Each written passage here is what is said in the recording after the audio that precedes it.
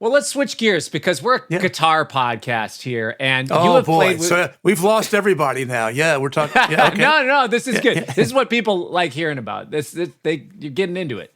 But you've played with some insane guitar players. Everybody from Jerry Garcia, Pat Metheny, Blake Mills, Bonnie Raitt, Trey Anastasio. All these people that are like just like top guitar players. And there's one more guy I'd like to include in this pantheon that you're naming, and that's John Leventhal. Do you know who John Leventhal is? Yes, I do. Yeah, he's most known to me as the producer and guitarist on the early great Shawn Colvin records. Most notably, A Few Small Repairs with Sonny Came Home. It was a big hit.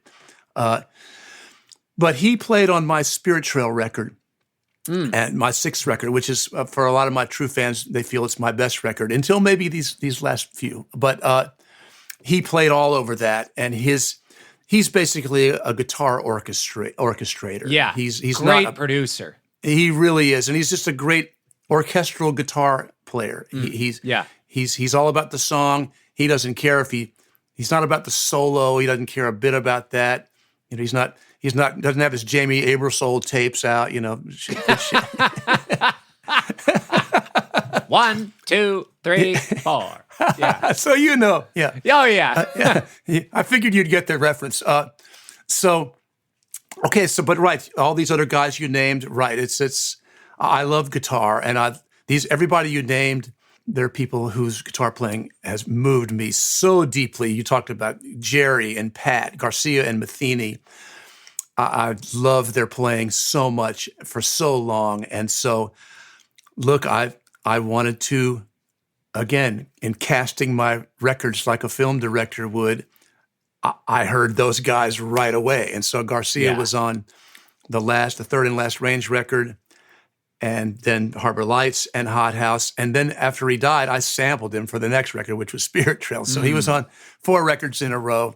And Pat played on 2 records in a row at that same time, Harbor Lights and Hot House. So, I've just been fortunate to be able to be the coach and put these guys in the game, and that just turn out the music. I mean, Justin Vernon told me that when he was probably 13 years old, he transcribed Pat's solo on Harbor Lights, the song, because that solo is sick. Because the chords are kind of semi-standard diatonic, but then it goes way chromatic, and it took him a while. But man, what he played was just transcendent. And so for guitar geeks, there are a few of my records that have some serious guitaristic meat on the bone. Yeah. What is it that you look for in guitar players when you're talking about being a casting director on a specific project? How do you choose the player, and then how do you kind of coach them along to say, here's what I'm looking for, and let them explore? Well, here's a perfect example. The aforementioned Pat Metheny on Harbor Lights. So he comes in here, he's in my studio. He's sitting right in this chair right next to me. I'm sitting in the same chair right now that I was sitting in 1992 as Pat's playing. So he's playing over the solo of Harbor Lights. I wish I had a keyboard I could play it and give you sort of illustrate it. But he's kind of playing sort of blues stuff, you know. Mm-hmm. You know, that sort of maybe a little that kind of thing. And I'm thinking to myself, well, okay, this, and I said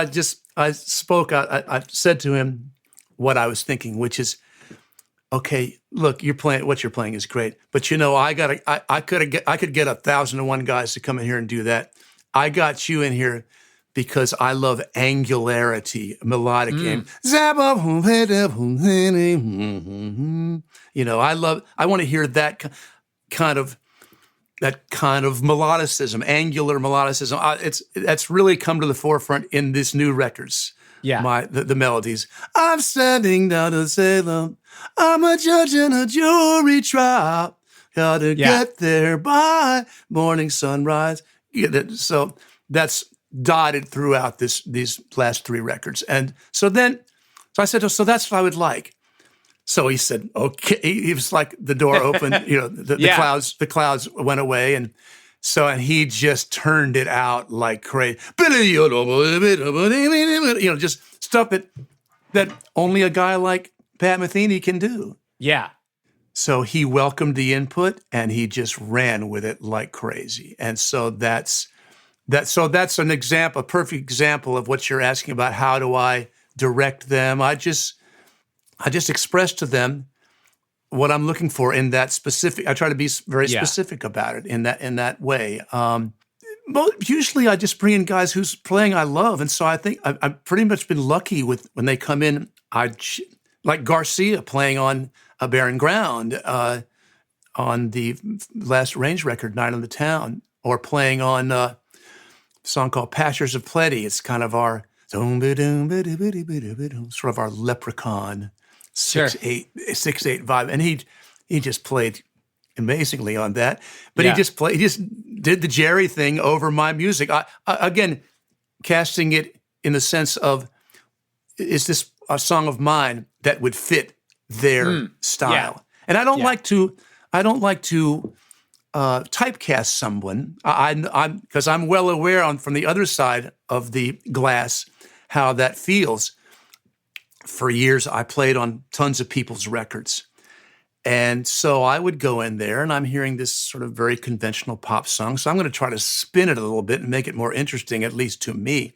Yeah. And so I'm doing this sort of more, I don't know, complex voicings and over this very, very triadic, maybe folky kind of thing. And maybe it didn't fit.